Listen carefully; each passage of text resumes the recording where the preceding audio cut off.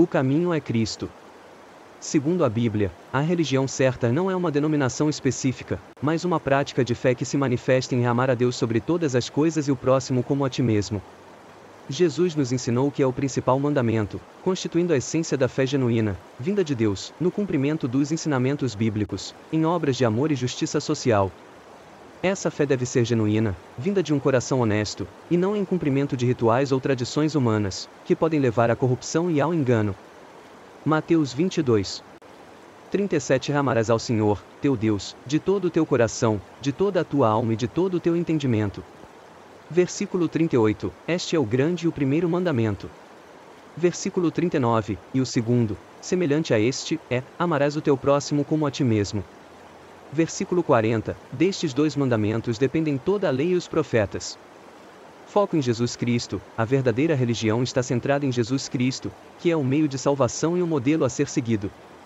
Atos 4.12 E não há salvação em nenhum outro, porque abaixo do céu não existe nenhum outro nome, dado entre os homens, pelo qual importa que sejamos salvos. Esta passagem é citada para enfatizar que a salvação só é possível através de Jesus Cristo. João 1.12 Mais, a todos quantos o receberam, deu-lhes o poder de serem feitos filhos de Deus, aos que creem no seu nome. Este versículo esclarece que o poder de se tornar filho de Deus é concedido a quem recebe Jesus e crê em seu nome. Produzir frutos de arrependimento. Demonstra uma mudança genuína de vida, no íntimo do ser abandonando o pecado descrito na Bíblia, Romanos 3.23, pois todos pecaram e carecem da glória de Deus, 1 João 1.8 e 9, se dissermos que não temos pecado nenhum, a nós mesmos nos enganamos. Se confessarmos os nossos pecados, Ele é fiel e justo para nos perdoar, e Provérbios 28. 13, quem esconde os seus pecados não prospera, quem os confessa e os abandona recebe misericórdia. Adotando uma conduta de obediência a Deus, o que se manifesta em ações práticas e testemunho diante de Deus e da sociedade. Esses frutos são um resultado visível e tangível do arrependimento sincero, que envolve uma mudança nas ações da mentalidade e no coração, sentimentos levando a uma nova direção de vida, afastada do erro em direção a Cristo. Gálatas 5.16 Digo, porém, andai em espírito, e não cumprireis a concupiscência da carne. Versículo 17 Porque a carne cobiça contra o espírito, e o espírito contra a carne, e estes opõem-se um ao outro, para que não façais as coisas que quereis. Versículo 18 Mais, se sois guiados pelo espírito, não estais debaixo da lei. Versículo 19 Porque as obras da carne são manifestas, as quais são adultério, fornicação, impureza, lascívia. Versículo 20 Idolatria, feitiçaria, inimizades, contendas, ciúmes, iras, pelejas, dissensões, heresias. Versículo 21 Invejas, homicídios, bebedices, glutonarias, e coisas semelhantes a estas, acerca das quais de antemão vos declaro, como também já antes vos disse, que os que cometem tais coisas não herdarão o reino de Deus. Apocalipse 22.11 Quem é injusto, seja injusto ainda, e quem é sujo, seja sujo ainda, e quem é justo, seja justificado ainda, e quem é santo, seja santificado ainda. Versículo 12 Eis que cedo venho, e o meu galardão está comigo, para dar a cada um segundo a sua obra. Versículo 13 Eu sou o Alfa e o Ômega, o princípio e o fim, o primeiro e o derradeiro. Versículo 14 Bem-aventurados aqueles que guardam os seus mandamentos, para que tenham direito à árvore da vida, e possam entrar na cidade pelas portas. Versículo 15 Mais, ficarão de fora os cães e os feiticeiros, e os fornicadores, e os homicidas, e os idólatras, e qualquer que ama e comete mentira. Versículo 16 Eu, Jesus, enviei o meu anjo, para vos testificar estas coisas nas igrejas. Eu sou a raiz e a geração de Davi, a resplandecente estrela da manhã. Quando entrares na terra que o Senhor teu Deus te der, não aprenderás a fazer conforme as abominações daquelas nações. Versículo 10 Entre ti não se achará quem faça passar pelo fogo a seu filho ou a sua filha, nem adivinhador, nem prognosticador, nem agoureiro, nem feiticeiro. Versículo 11 Nem encantador, nem quem consulte a um espírito adivinhador, nem mágico, nem quem consulte os mortos. Versículo 12 Pois todo aquele que faz tal coisa é abominação ao Senhor, e por estas abominações o Senhor teu Deus os lança fora de diante de ti. Versículo 13 Perfeito serás com o Senhor teu Deus. Versículo 14 Porque estas nações, que has de possuir, ouvem os prognosticadores e os adivinhadores, porém a ti o Senhor teu Deus não permitiu tal coisa. Versículo 15 O Senhor teu Deus te levantará um profeta do meio de ti, de teus irmãos, como eu, a ele ouvireis. Mateus 16:24. Então Jesus disse aos seus discípulos: Se alguém quer vir após mim, negue-se a si mesmo, tome a sua cruz e siga-me. Enfatizando a necessidade de renúncia pessoal e abnegação para seguir a Cristo. Marcos 8:34 e Lucas 9:23. Para identificar se o caminho é Cristo com os princípios de Cristo, examine se ele se baseia nos ensinamentos da Bíblia, especialmente na divindade de Jesus. João, capítulo 4, versículos 4 a 42. João 4:23-24, Jesus ensina que a hora da verdadeira adoração é agora, e que Deus, que é Espírito, procura adoradores que o adorem em espírito e em verdade. O Pai procura pessoas que ofereçam uma adoração autêntica, não limitada a locais físicos, mas que venha do coração e da alma, transformando a vida do adorador. O que a passagem diz? A hora é agora, o tempo para a verdadeira adoração já chegou, e não é mais necessário esperar por um momento específico ou um lugar físico, pois o véu do templo se rasgou. Mateus 27:51. A morte de Jesus Cristo abriu o caminho para a presença de Deus, removendo a barreira do pecado e o sistema de sacrifícios do Antigo Testamento. Antes, o véu separava o lugar santíssimo, onde Deus habitava, do acesso do povo. Com o sacrifício de Jesus, esse acesso se torna direto e livre para todos, um caminho novo e vivo para a presença divina através do Messias. Agora, as pessoas podem se conectar diretamente com Deus através da fé em Jesus Cristo, buscando-o em qualquer lugar e a qualquer momento. 1 Coríntios 14:40, que diz: Mas faça-se tudo com decência e ordem. Este versículo, no contexto da orientação apostólica de Paulo aos Coríntios, enfatiza que todas as atividades de adoração e serviço a Deus devem ser realizadas de maneira organizada, respeitosa e compreensível, evitando a confusão e o desrespeito. Deus é Espírito. Adoração em espírito e verdade. Os adoradores devem oferecer a Deus o seu espírito, a essência do ser, e a sua verdade, autenticidade e integridade. O Pai procura tais adoradores. Deus está ativamente procurando pessoas que adoram dessa forma genuína e profunda. A verdadeira adoração a Deus não é apenas um ritual religioso, mas uma entrega sincera e completa do coração e da alma, que se manifesta na vida do indivíduo, através de sua autenticidade e busca por uma conexão espiritual profunda com o divino. No amor ao próximo, a Deus e na prática do Evangelho através de boas ações, como o cuidado com os necessitados, o respeito a todos e a não participação em atos prejudiciais do mundo, obra de injustiça. Tiago 1:27, que afirma: a religião pura e sem mácula para com o nosso Deus e Pai é esta, visitar os órfãos e as viúvas nas suas aflições e guardar-se incontaminado do mundo. Isso significa que a fé verdadeira envolve atos de compaixão e misericórdia e, ao mesmo tempo, manter a pureza de conduta e pensamento diante do sistema de valores que se opõe a Deus. Critérios essenciais.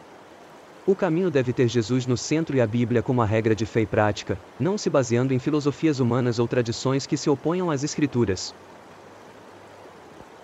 Crer na divindade de Cristo. O caminho deve afirmar que Jesus é Deus, como indicado em passagens bíblicas. João 1:1 diz: No princípio era o Verbo, e o Verbo estava com Deus, e o Verbo era Deus. Este versículo é o início do Evangelho de João e introduz a natureza divina de Jesus Cristo, o Verbo, que existia desde o princípio com Deus. João, capítulo 1, versículo 1, é um dos mais importantes para entender a divindade de Jesus Cristo. Verbo, em grego, logos, refere-se a Jesus, que é a expressão exata de Deus e a causa de todas as coisas.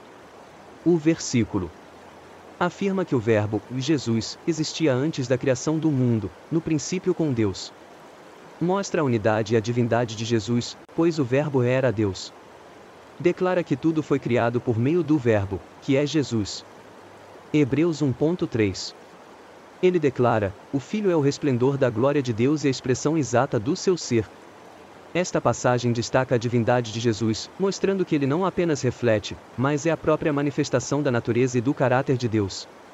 Em detalhe. Hebreus 1:3 O Filho é o resplendor da glória de Deus, a expressão exata do seu ser, e sustenta todas as coisas por sua palavra poderosa. Significado: essa frase significa que Jesus é a imagem perfeita de Deus, transmitindo a natureza e a essência divina. Ele revela o que Deus é, de maneira exata, e não apenas se assemelha a ele. Amar a Deus sobre todas as coisas, significa colocar Deus como prioridade máxima da vida, acima de quaisquer outros desejos, pessoas, bens ou ideais, e expressar esse amor através da obediência à sua palavra e da devoção diária à leitura da Bíblia Sagrada, à oração e ao jejum consciente.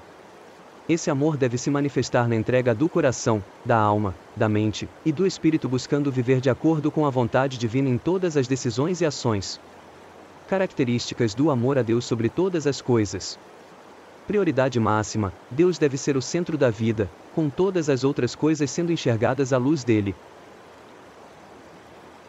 Entrega total envolve dedicar a Deus o coração, a alma, o espírito, o entendimento, a mentalidade racional, os pensamentos e as atitudes, forças. Obediência e ação: a fé e o amor a Deus são demonstrados pelo cumprimento de seus mandamentos e pela busca de viver sua vontade, confiando, entregar-se à providência e aos seus planos. Verdade e integridade: viver com honestidade, justiça e simplicidade, mesmo sem a presença de outras pessoas.